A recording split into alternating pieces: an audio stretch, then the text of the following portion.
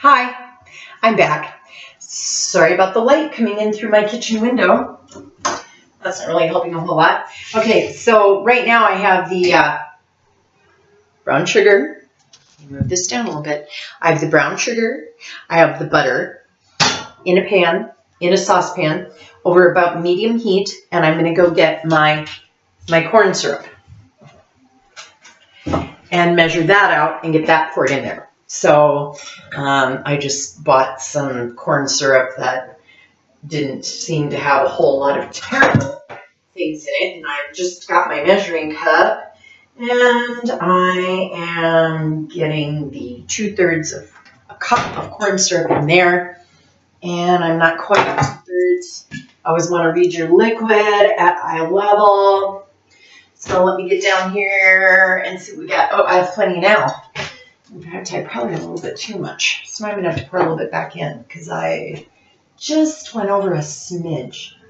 And I like to keep these kind of recipes pretty close because if you do put too much corn syrup in it, you can possibly ruin your caramel, because that's what you're doing right now is you're making a caramel. So I've got my whisk, okay, and I'm gonna start working this butter and brown sugar together in this pan with this whisk. And all you gotta do is just, cook it, stir it around till it's all mixed up. Okay, that's what you want to do, is stir it around till it's mixed up and melty. Okay, mixed in and melty, and we're gonna pour this corn syrup in there. I have my rubber spatula right over here.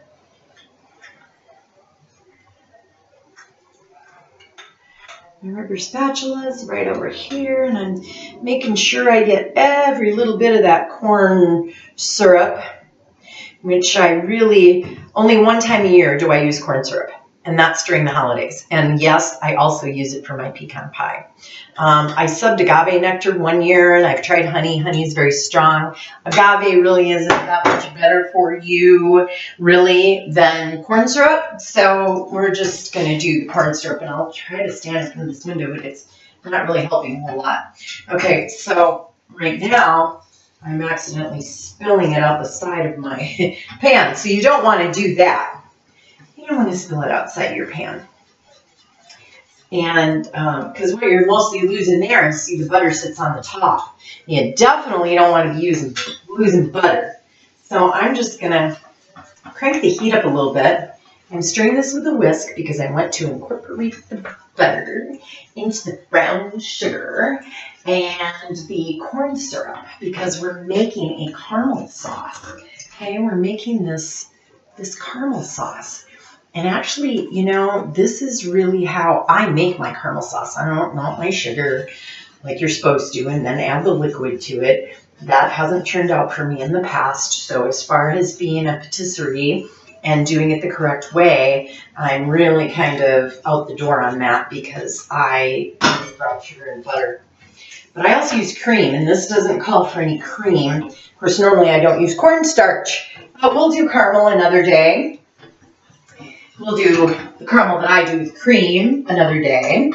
And I have my oven set at 250 because that's what you have to have it at.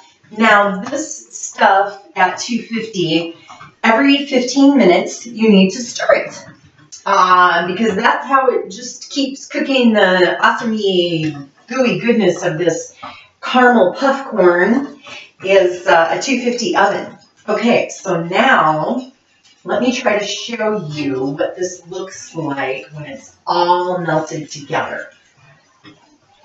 Here we go. See, now it's all melted together, and I better not spill it on my computer. That'd be fun, huh? Okay, so it's just completely melted together. And here's the part where, I don't know if you guys are going to get this or not. I mean, we can try. Okay, here's the pan of caramel. Here's the pan of caramel. And then I'm going to shut the heat off that, and I'm going to add a teaspoon of baking soda. Now, the teaspoon of baking soda is supposed to make this foam. So Sometimes it foams right away and sometimes it doesn't. But there's the baking soda. It went in. Now let's give that a little stir and see if it is foaming up.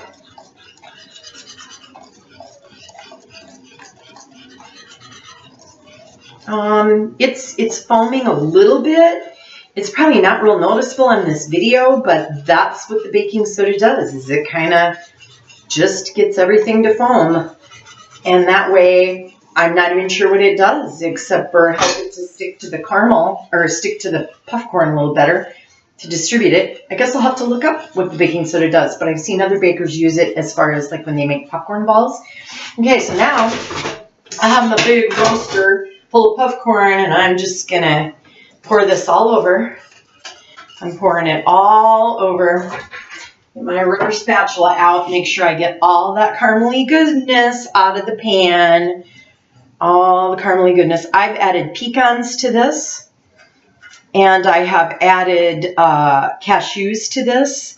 And although they don't stick very well, it is kind of nice to have the nuts in there a little bit. So now I'm going to put my wire whisk away and just start stirring this so that all the caramel corn is coated. Okay, it's all coated, or it's going to be coated in a minute when I'm done with this. And again, if you want to add nuts, just grab your own bag of nuts here and just throw a couple of handfuls in. Just throw a couple of handfuls of nuts in, and then you'll have almost like a poppycock type thing. You'll have caramel and a few pecans. Cashews also go really well with it. Some people, I suppose, could put almonds in it. Some people leave it plain. The last batch I did, I just made it plain.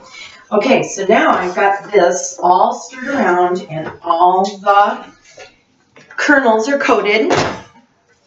Mostly, except this one, which I'm going to eat. All right, now it's going to go in the oven at 250 degrees for 45 minutes.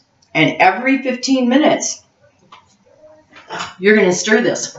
Okay, so let me turn this back.